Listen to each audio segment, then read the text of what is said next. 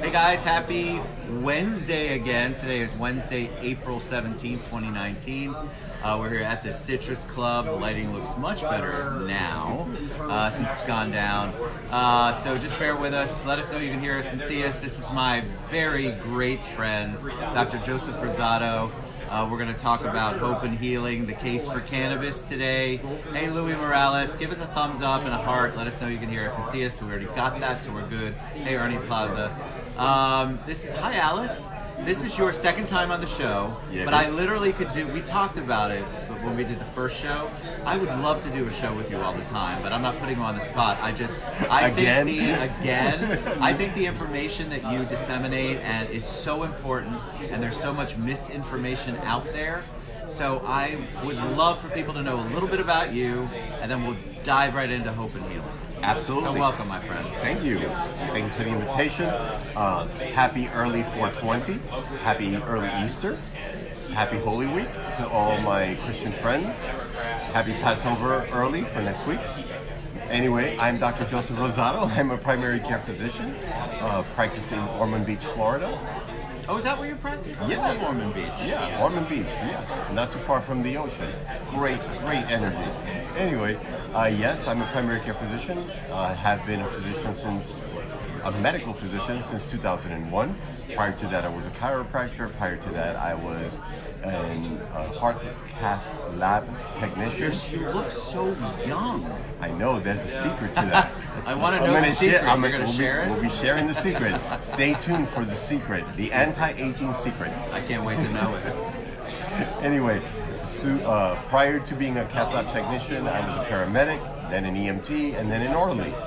So that's my medical career. Wow, you really, that's a true story of working your way from up the bottom through the ranks. Yes, absolutely. And what was your motivation then? Did you always want to be a doctor, or did you kind of stumble into it as you realized the medical field was something you liked? Since you've read the book, Hope and Healing, which will be launched in this coming Saturday on 420, happy 420 day. However, on the TED show, I promised Ted that I would announce it today.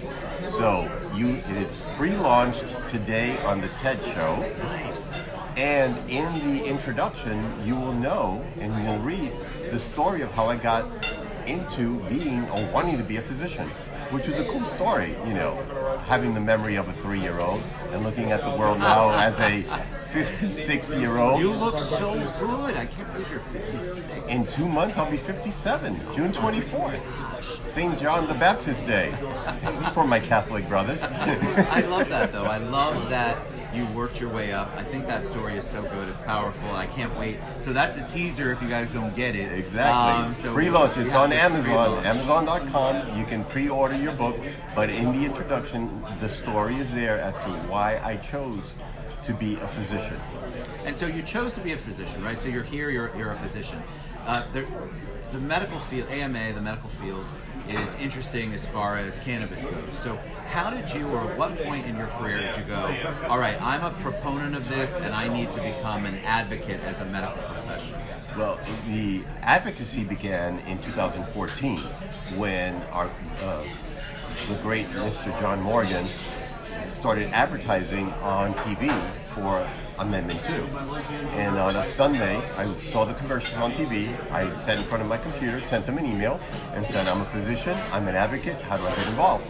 And within 24 hours, Mr. Morgan connected me with the campaign manager, Ben Palara in South Florida, who spent the first 15 minutes of our conversation talking me out of it, because he's like, look, this is not for the faint of heart, and I get a lot of doctors that want to get involved, but then once they do get involved, the hospital gives them crap or their partners give them crap, and they come back and say, look, I can't do this because I'm going to lose my hospital privileges or my partners are going to kick me out of the group. Why were you given so much? 2014 doesn't seem like that long ago. We've made a lot of headway in 5 years. Oh my gosh, But yeah. 2014, it just seems like it was yesterday. What What's the issue? Was it just because it was the unknown? It wasn't supported nationally? What were they giving you a hard time? Remember, since 1937, the propaganda has been anti-cannabis. And then it was further potentiated in the 70s with Richard Nixon with the Substance Act, Controlled Substance Act, and then further into the 80s with a first lady who rocked the hell out of a red dress, but she sure did, didn't she? But Miss Nancy Reagan. But unfortunately, was utilizing this slogan "Just Say No," which didn't work worth a damn. And so as a result, you get all this negative propaganda coming from all these centuries of, no, no, no. And then your grandparents and your parents. I had a patient the other day who was told, if you use cannabis, I'm going to disown you.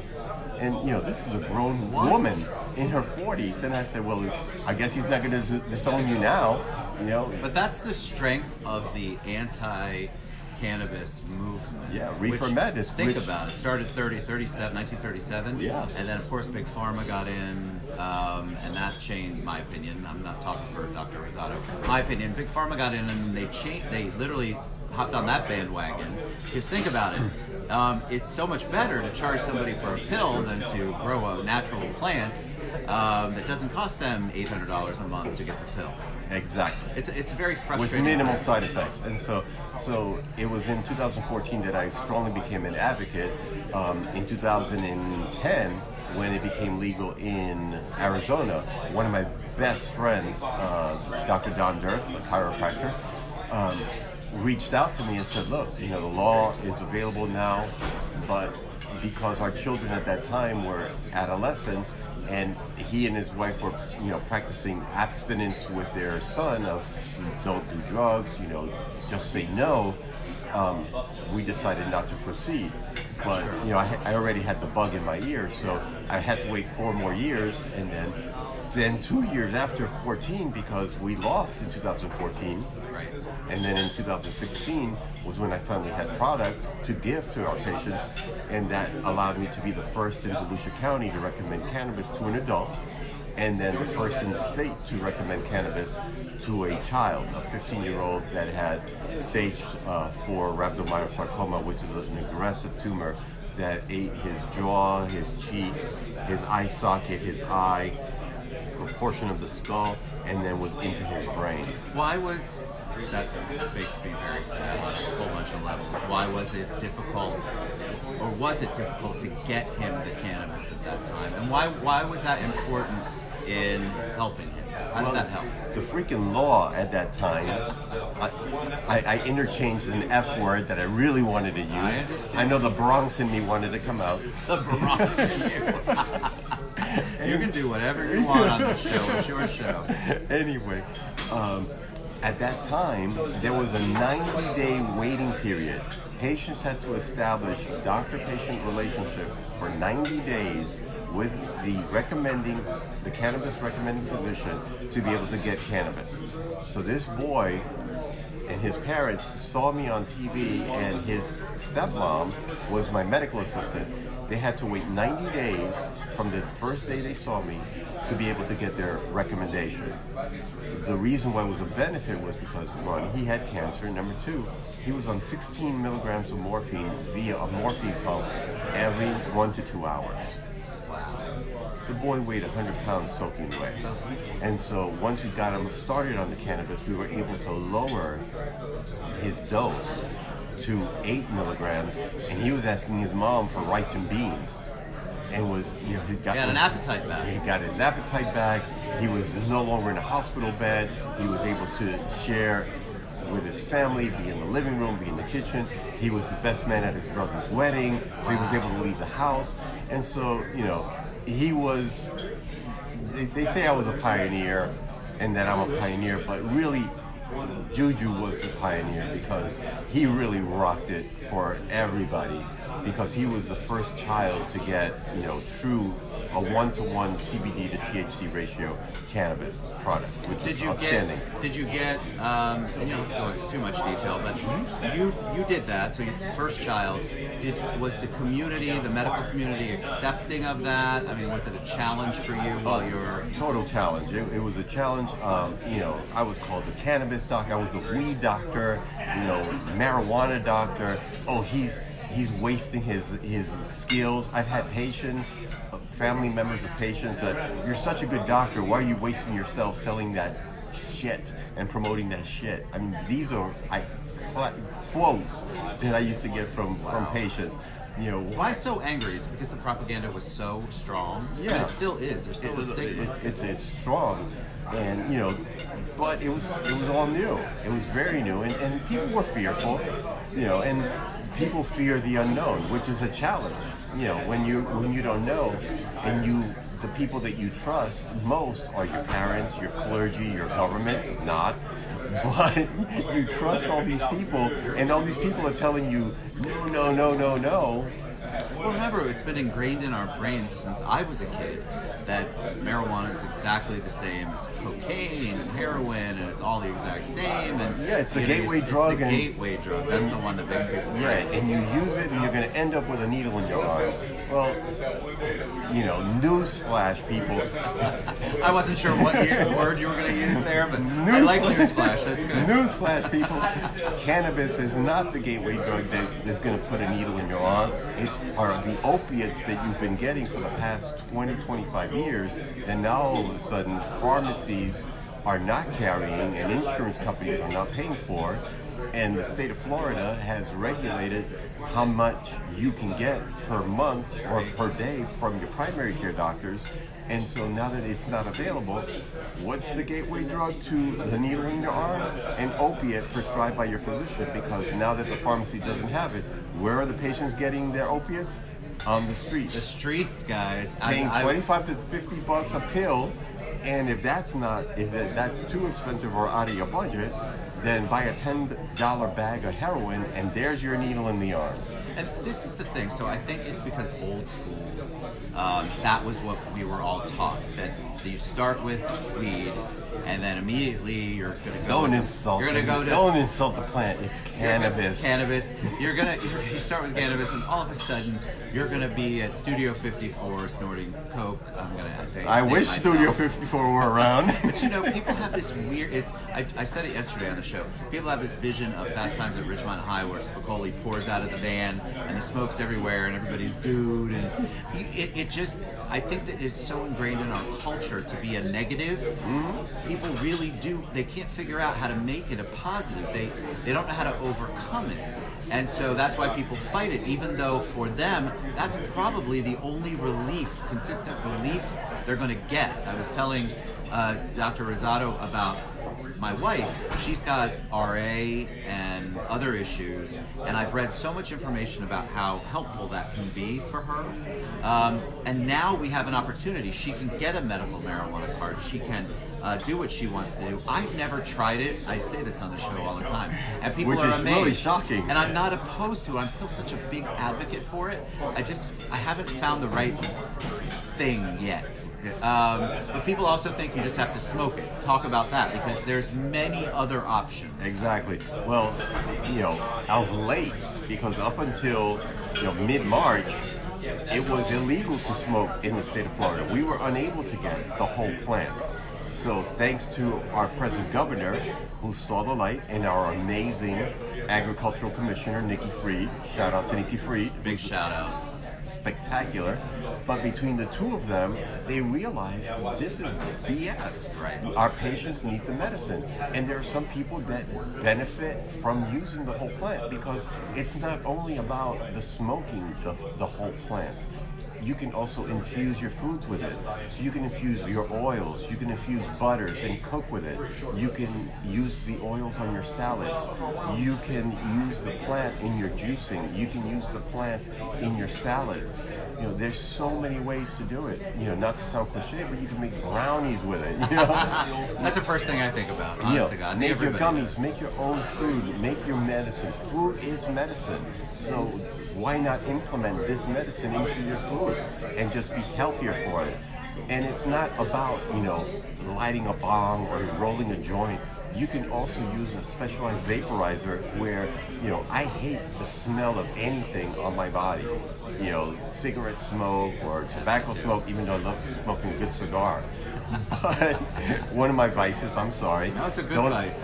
But the challenge is, afterwards you kind of slip, but you've got vaporizers now where you don't even have to combust, and you can set the temperature to get all of the cannabinoids, get, not only your CBD and THC, which gets the greatest amount of propaganda, but you can get the CBGs and get the CBCs and the CBNs, and also get it in an acid form, so that way it's even healthier, more of an antioxidant. So what was the motivation? Obviously, I think I know what it is, but tell them the motivation to write a book. Because writing a book is it's a Herculean task.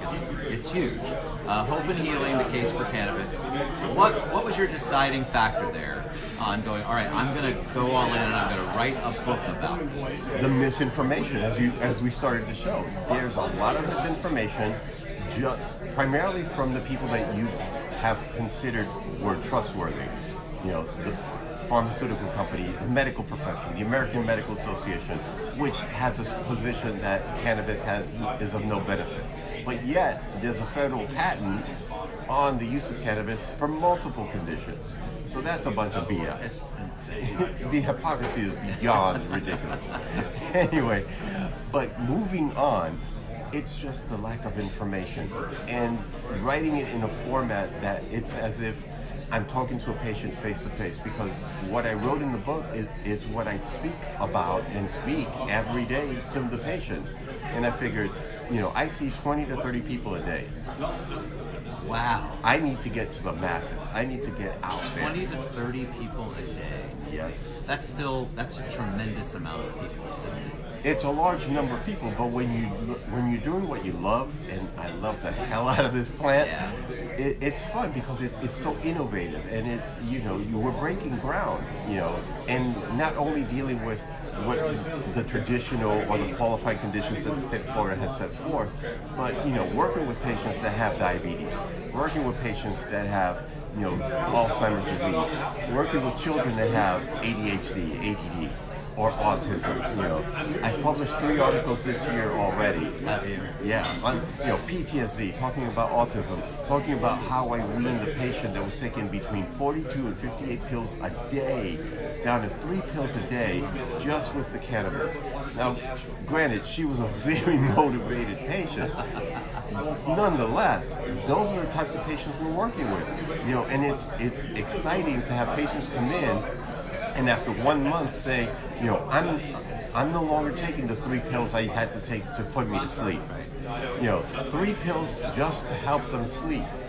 This is enough.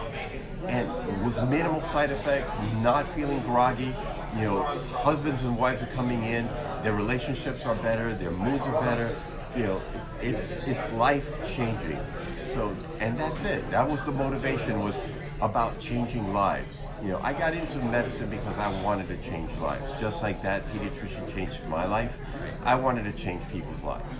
And that's what it's about. And I think people, because of the stigma associated with it, they're even afraid to ask basic questions. I had somebody, after we did it because it's Cannabis Awareness Month. After we did the show yesterday, I had people private message me and say, I'm just afraid. I'm afraid of what my work will say. I'm afraid of one of the people had random drug testing at their work because it's still a Schedule 1, right? So it's still Schedule 1 federally. So there's a lot of fear and misinformation. They don't understand what they're supposed to do, how they can do it. Can you travel with it? And so I think all of that makes people fearful instead of embracing it, where it could be helping them. They're afraid to try it because they don't know what the outcome is going to be. Exactly. And patients will come in and say, I would love to be your patient, or I'll meet people at interviews or speaking engagements, and they'll say, I want to be a patient, but I'm a public figure. I have my own TV show, or I'm a politician, and my concern is, if someone sees me at the dispensary, what's that going to do for me, or how confidential is the information?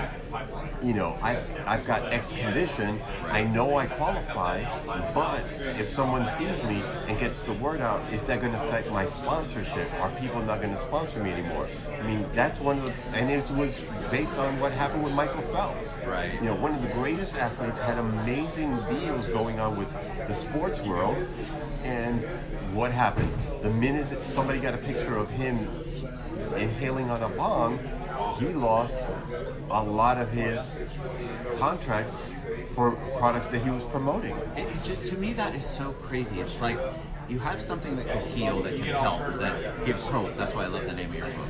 And now you're saying it's here, but I'm afraid to do it because I'm afraid of the ramifications. I'm afraid of what the public's going to think. I mean, people don't think that way about chemotherapy, for example, or getting treatment, but there is a stigma across the board of any kind of treatment when it has to do with, is treatment the right word? When it has to do with cannabis. And then we were talking earlier before the show went live, there's so much misinformation out there. There's a lot of shysters, as in any business or industry, that's how it is. And I think that adds to that level of, I don't know what I'm doing, and so I'm really afraid to trust anybody. Where can somebody go to get real, true information? And is there a place that exists about cannabis that they can trust? Well, because people trust you, and you have invited me on your show, and yeah, I'm going to self-promote. But the book that I've written, it's taken 2 years to write this book. Why? Because the laws kept changing in this state. And so to make it as much of a state-of-the-art book that I could make it, I did my best to be as accurate. The book is totally referenced. You can go to all of the articles that I referenced, all of the books that I've referenced, all of the internet and web references, from National Institute of Health, PubMed, etc. So you'll get actual state-of-the-art information. And of course, at the end of the show, stay tuned, you'll get all of our contact information for the office. We've brought a special guest that's much prettier than I. She's much prettier than me too. So sad day when you're much prettier than me. But she's going to be rocking it at the end of the show, giving you all the information to be able to get to our office. But in the meantime, you will be able, Ted's going to be posting the link to be able to purchase the book, pre-order the book, because it will be available, April 20th, this coming Saturday. But that's where you're going to get some good, solid information from all of my trials and errors. 5 years of first being an advocate, then being a recommending physician, then, having challenges with, colleagues, hospitals, the state, the Board of Medicine, the Florida Medical Association. They stand up and do not support it. There are statements that say there's no medical value, from the American Medical Association. The other thing I wanted to bring up, and hey, Trish Dennis says hi. Hey, Kurt. Hey, Trish, how are you, beautiful? If social media, I think, in my opinion, has propelled this to a place it couldn't have been before social media, because people post videos about how it impacts their kids, the seizures, the things that it does for pain. Patients with Parkinson's. It's amazing, and I think if there wasn't social media, we'd still be in that dark age, because it's all in books, and and no regular news outlet is going to talk about it. So social media has done so many great things for cannabis promotion. And another challenge is, and not to speak ill of my tie-dye wearing brethren, because look at that bow tie. There it is. Everything. Tie-dye bow tie with the Cannabis tie. Leaf. Shout out to my buddies, at Sunshine. The Sunshine Cannabis, my friend Chris Williams, Chris Sunshine, Robert Roundtree, big advocates, big supporters. But the mentality is, if you're one of these tie-dye, long hair wearing, hippies, we're not going to listen to you. Stereotype. Yeah, and these guys, are out there pounding the pavement day in, day out, on their own dime most of the times. promoting and pushing it as aggressively as they can. My Canna Warrior physicians, Southwest Florida. Canna Warrior, I like that. my Canna Warrior buddies, in Southwest Florida, Barry Gordon. Here in Orlando, Rafael Bones, Nick Botero. In Southeast Florida, Michael McKenzie, Dr. Michelle Weiner. We're out there beating the pavement. My business partner, Alan Benezet, who's very camera shy, but all the people that for years we see each other, we hang out with each other, we're working with each other aggressively. My patient Lori, Lori Smith, came to the office, and in a year she's lost close to 100 pounds. And everybody Lori, congratulations. Awesome. Everybody talks about, if I use this, I'm going to get the munchies and I'm going to gain weight. And, her life has changed to a completely different human being. She posts pictures before and after over a year span of time, and people can't believe how well she's done. Congratulations, Lori. Trisha and, Noah. Noah was one of the few pediatric patients that the moms came up to me, and we spent on a Saturday morning, Trisha and I spoke for about an hour demystifying all of the myths and all of the BS that she was getting, all the misinformation that she was getting, and now Noah's doing amazingly well. Oh, it's great. So Trisha brings up a good point. Thank you for that, Trisha. What I feel like is when I do the show, so I'm in a regulated industry on the real estate side. And when I post about the show, when I've had Trisha on, when I've had you on, people will still message me and say, how can you do that and still be in a regulated world? Well, I think it's so incredibly important to get the word out from experts who are in it. It's worth losing friends and sponsors over, in my opinion, because it's the message and what the healing and hope, if I'm throwing that in there, healing and hope and healing, what it can do for the people who are suffering is well worth any kind of junk that I get from the outside world. But I do have people message me, Ted, I wanted to, they won't even come on the show. Like, people come on and you can see their comments. Mm-hmm. They said, I wanted to come on the show, but I was afraid people would see me pop on the show. That is such a horrible thing to have to go through or have that fear.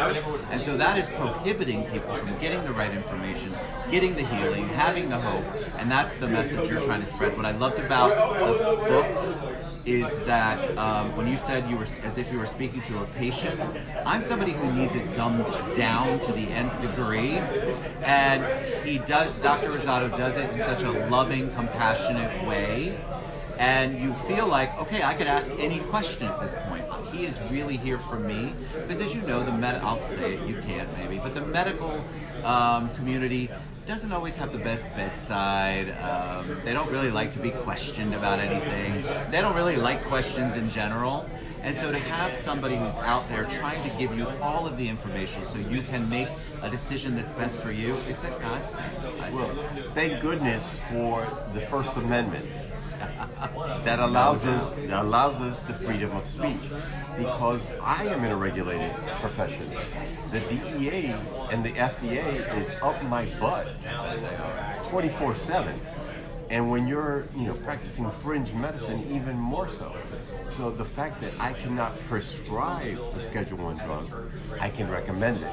Therefore, I'm exercising my First Amendment right to recommend cannabis as a supplement, and I'm supplementing what you are already on. Right.